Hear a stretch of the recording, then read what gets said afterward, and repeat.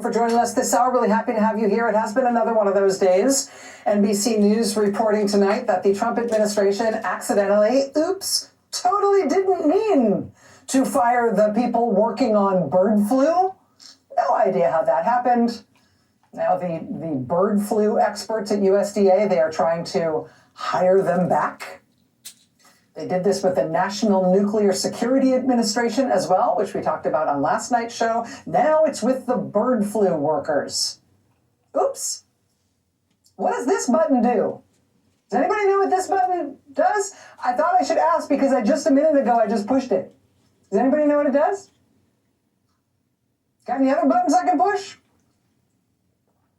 The Washington Post reports tonight that the Trump administration is considering a plan to incinerate $500 million worth of COVID tests that you've already paid for. It's not because there's anything wrong with these COVID tests. It's just because, I guess, COVID tests, icky. $500 million worth of perfectly good COVID tests that we, the taxpayers, already purchased. They are in storage. They are stockpiled right now, set to be distributed for free to the American people in the event of another big uptick in COVID. But instead, the Trump administration apparently wants to destroy them because, government efficiency. The Trump administration just today fired more than 10% of the staff at the National Science Foundation. National Science Foundation was founded in 1950 to promote science and engineering and work on U.S. defense and public health. National Science Foundation provides a quarter of the federal support that goes for basic research at America's colleges and universities. It's how we fund astronomy observatories. It is how we fund our research stations in Antarctica. Trump just today fired a huge proportion of their workforce. A senior engineer at the GSA, the General Services Administration, has also just resigned today, reportedly after trying to block people working for President Trump's top campaign donor, Elon Musk, trying to block one of Musk's guys from a system called Notify.gov. Notify.gov is a system whereby the government can contact you directly. Individual citizens can be contacted directly from federal agencies. It is a secure system. It's obviously very sensitive because it's your personal cell phone number that is linked to information about you and your status and involvement with any number of government agencies. Obviously, that's a very sensitive thing. But this man named Thomas Shedd, who until recently worked for Tesla, but was just installed inside the GSA by the president's top donor, Elon Musk, the CEO of Tesla. Mr. Shedd apparently demanded full read-write access to that Notify.gov system. In response, the lead engineer in charge of that system, a GSA employee named Stephen Riley, apparently, quote, objected to Shedd's ability to view phone numbers and variable data for members of the public. Information that Shedd, quote, would be able to download and store without anyone knowing. Riley wrote to his colleagues that once he had obtained this information, Shedd, quote, could also grant the same access to others. He said, quote, we have not received a justification for this request, which makes it difficult to suggest alternative approaches that would accomplish Shedd's goals while still being protective of personally identifying information for members of the public.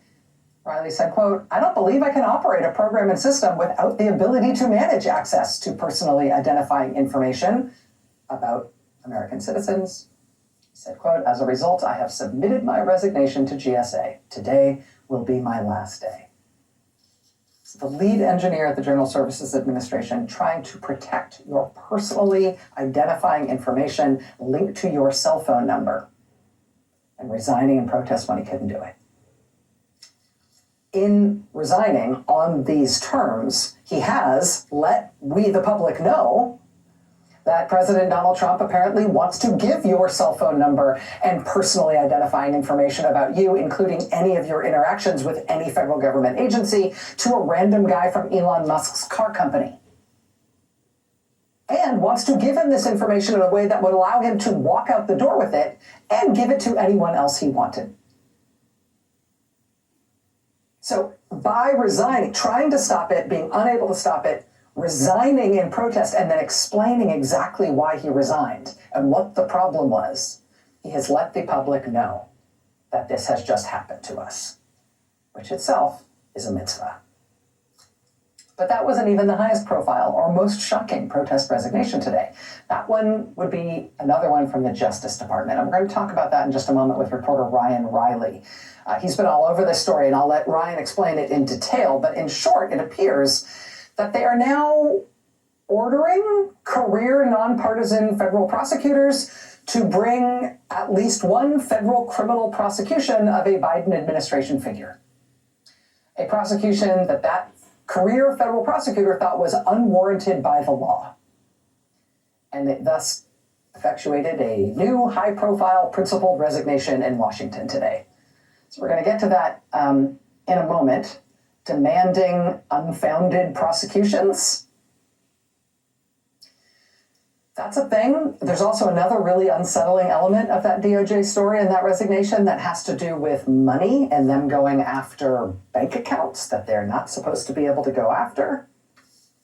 We'll get to that story in just a moment.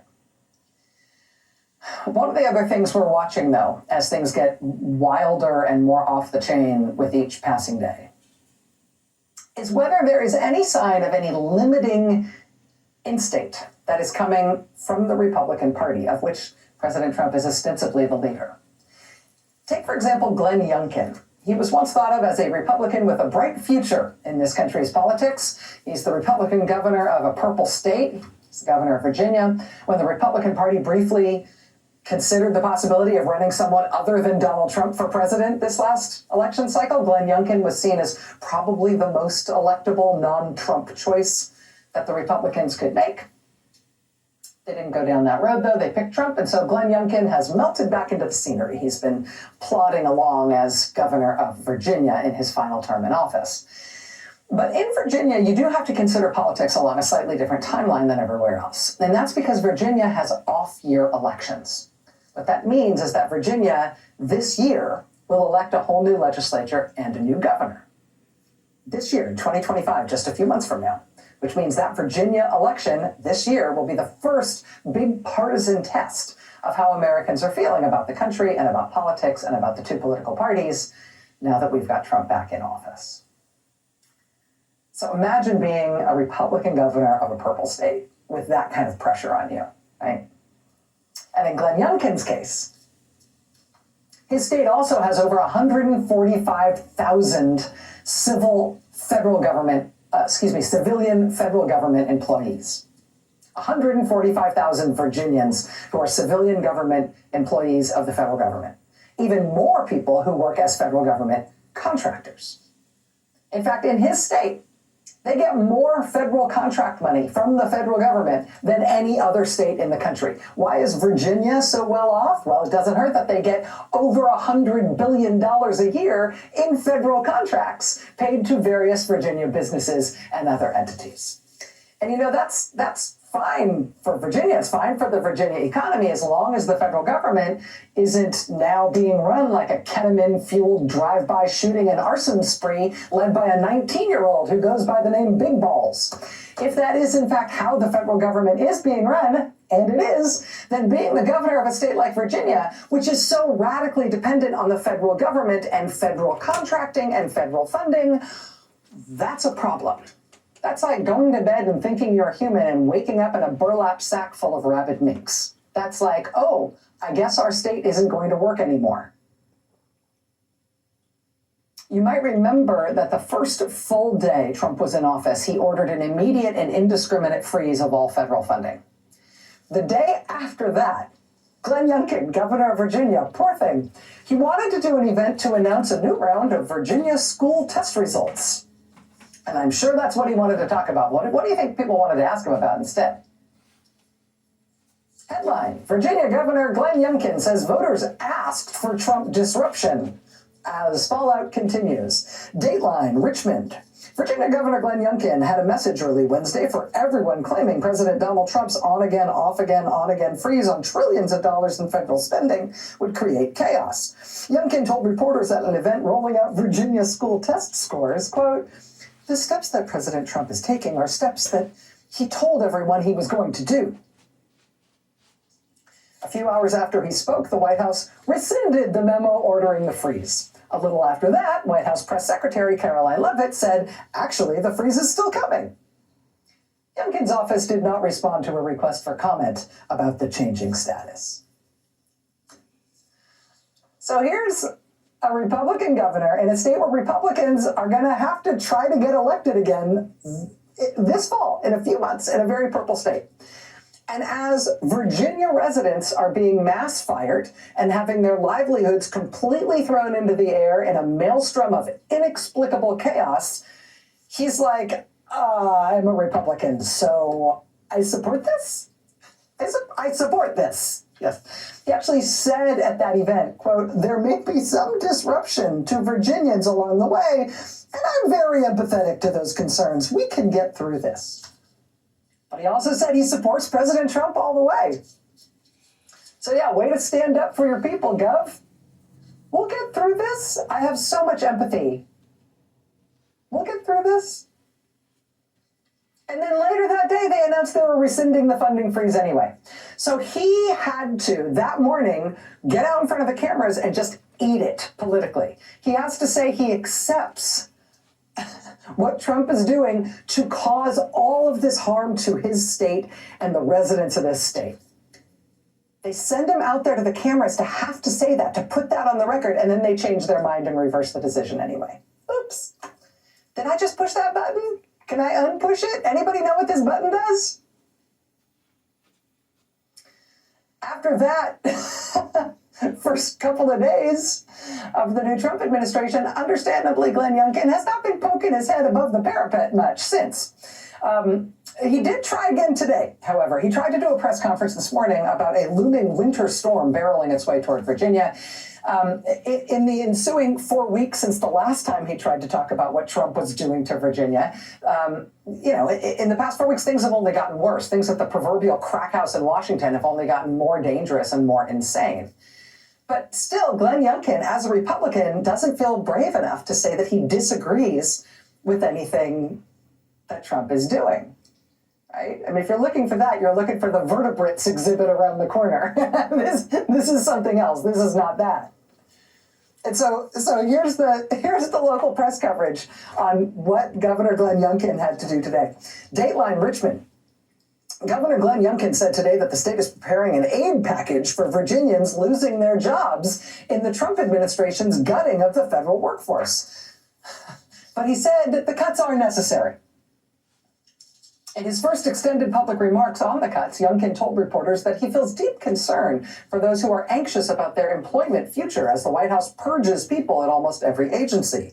Hundreds of workers at the FAA lost their jobs over the weekend, for example, and a sweeping elimination of workers ahead of a Tuesday deadline affected map makers and cancer researchers and FEMA staffers, among thousands more cut over the past few weeks. But Youngkin defended the Trump administration's actions, which disproportionately affect Virginia as one of the top states in the country for federal employment and spending, with more than 140,000 federal workers. Even one of Youngkin's signature achievements, a computer science laboratory high school in Richmond, has been touched by the cuts with cancellation of a federal grant for a teacher residency program.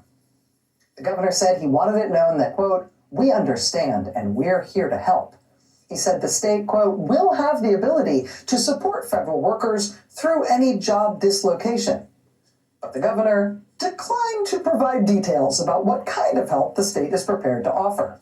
He said that when the plan is ready, quote, I want to communicate it in a package. We'll have a good one for you.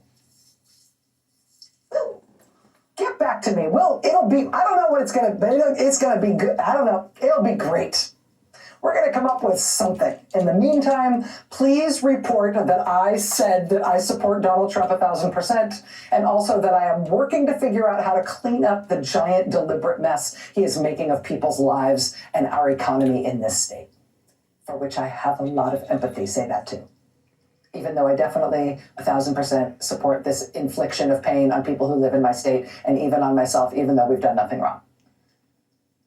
Can you get all that in the lead? Thank you, sir. May I have another? Can you put that as the caption? Did I mention that Virginia has elections this year? In just a few months? You feel like your Republican politicians in Virginia are looking out for you? So we're going to keep watching this dynamic. Republicans who can't actually bear what Trump is doing to their own states and to their own constituents, but they're too scared to say they're against it.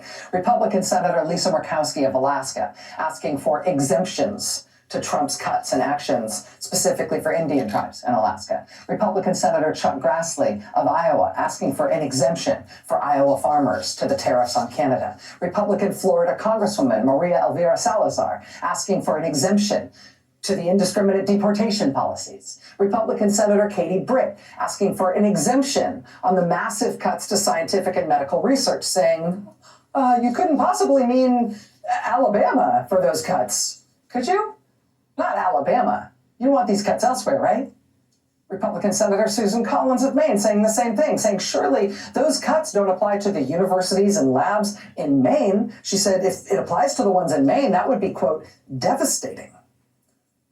So certainly they don't mean Maine, right? They couldn't.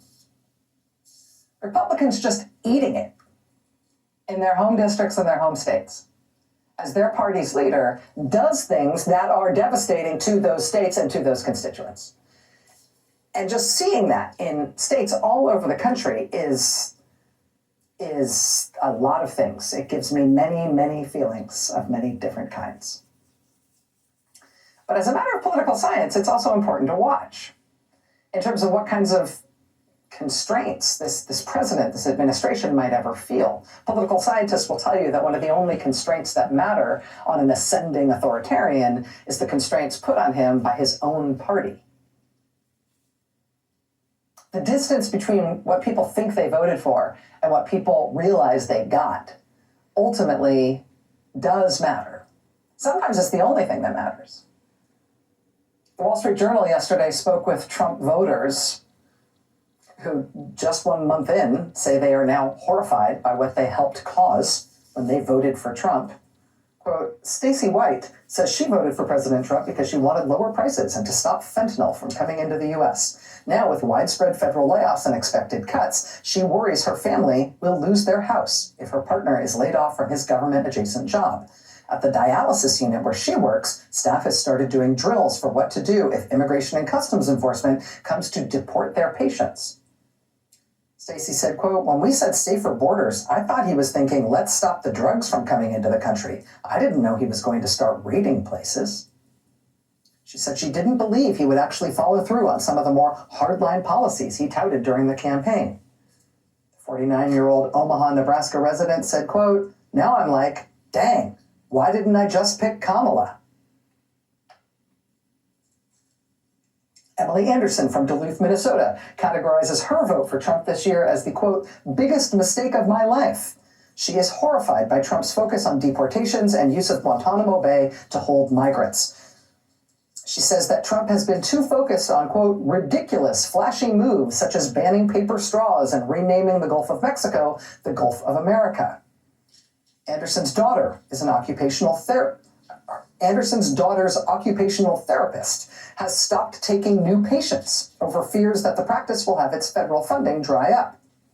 Anderson said, quote, I feel so stupid, guilty, regretful. Embarrassed is a huge one. I'm absolutely embarrassed that I voted for Trump. So as long as we still have a political process, voters feeling that way, Trump voters feeling that way, Republican elected officials desperately seeking exemptions for their state from what Trump is doing to try to save their constituents from what Trump is doing, saying Trump's policies are bad if they apply in their state. Republicans finding Trump's actions and chaos and dysfunction not only damaging, but indefensible, and they're being caught out at home, unable to defend the indefensible. If we still have a political process, that will matter in terms of what Trump can do and for how long.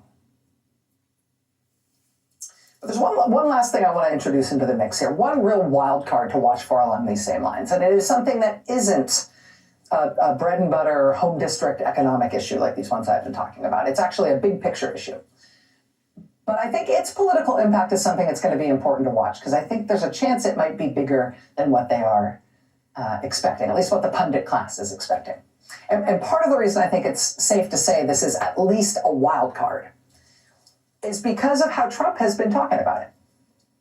It's because it's been something that Trump has himself been so cagey and so palpably scared about talking about for so long that I think he knows the public really doesn't want to see this.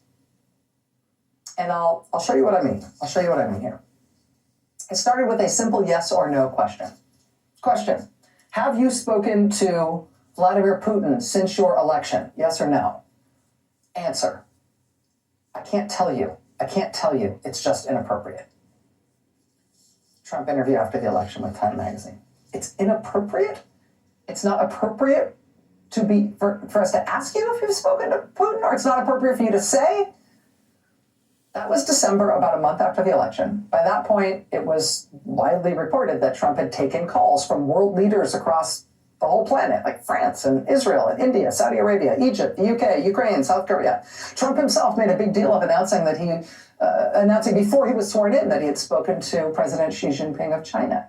He said, quote, the call was a very good one. So he's bragging about and letting it be known about and sort of effusing about all of his calls with all of these foreign leaders all over the world, including very controversial ones like the president of communist China. But when you ask him if he talked to Putin, he says that's inappropriate. He doesn't want to talk about it. But, I said that was December. Maybe that was just something weird about being in the transition. Maybe once he took office, once he was officially president, he would find it more appropriate to issue some clarity on this issue. Let's ask him. Are going to be talking to Vladimir Putin? Who? That was Inauguration Day, January 20th. Are you going to be talking to Vladimir Putin? Who? Vladimir who? Talking to what? Me? Are going to be talking to Vladimir Putin? Who? You have to meet President Putin, sir. I'll be meeting with President Putin. When? I don't know. I can't speak Senate. When do you plan to speak to President Putin? Could be very soon. I don't know. I can't. It's being set up. Oh, that Vladimir Putin. Yeah. I can't. It's being set up. I'll be meeting with him. I can't say. It's being set up soon. Again, that was Inauguration Day. Again, not the most forthcoming answer, but a little closer to getting an answer, maybe. Have you spoken to him? I don't want to say. That was only 3 days after the inauguration, 3 days later. Have you spoken to him? I don't want to say. Somebody getting so shy. Have you spoken to Vladimir Putin? I don't want to say. Why don't you want to say? Okay, how about another chance to clear it out? What should I say on your call with Vladimir Putin? Well, we'll be speaking. We are having discussions, yes. Ongoing, already scheduled, and ongoing. Already talking, yes. So you've already spoken to Vladimir Putin. I don't want to say that. We will be speaking. We are already having discussions. So you've already spoken to Putin? I don't want to say that. I don't want to say? There's nothing that this man doesn't want to say. This man wants to say everything that has ever crossed his mind. He's the freest man in the world. But that I don't want to say. I can't say. It's not appropriate. That last clip takes us to the end of January. By the first week of this month, February, headline in the New York Post. Exclusive. Trump reveals he's spoken with Putin by phone. No more Vladimir who, no more I don't want to say, no more how dare you ask me such an inappropriate question. Trump reveals he has spoken with Putin by phone. How many times have they spoken by phone, you might be asking? Quote, when asked how many times the two leaders have spoken, Trump said, quote, I'd better not say. Sir, can you tell us about your conversation with Vladimir Putin? I don't want to do that. You've been talking to Vladimir Putin. Are you trying to set up a meeting with him? Well, I can't tell you what I'm talking about. You can't? Aren't you the boss? We do not play a lot of video on this show of President Trump talking. You might have noticed that. We have this sort of mantra that we try to follow, which is watch what they do, not what they say, so we don't play a lot of tape of him talking. But every once in a while, I think it is worth the exception just to see that this is something that he talks about the way he talks about nothing else. This is something that he's palpably scared to say, or he feels constrained like he's not allowed to say. Why is he so scared of this one thing? Are you going to be talking to Vladimir Putin? Who? Have you talked to President Putin? No, I have not. You haven't talked to President No, Putin I have since not. you've been You mean, elected? well, I don't want to say that, but I haven't spoken to him recently. So you've spoken to President Putin since you've I been don't want elected? to say that. I don't want to say anything about that. Have you spoken to him? I don't want to say. So you've already spoken to Vladimir Putin I don't want to since. say that. Are you trying to set up a meeting with him? Well, I can't tell you what I'm talking about. Can you tell us about your conversation with Vladimir Putin? I don't want to do that. See, he really doesn't want to say. He really, really, really doesn't want to say. He can't say. Who tells you what you can and can't say? Today, of course, we had the U.S. Secretary of State, the National Security Advisor, and whatever that real estate guy's job is. We had this high-level delegation from the United States meet in Saudi Arabia with the Russian government ahead of what is promised to be a Trump meeting with Vladimir Putin very soon.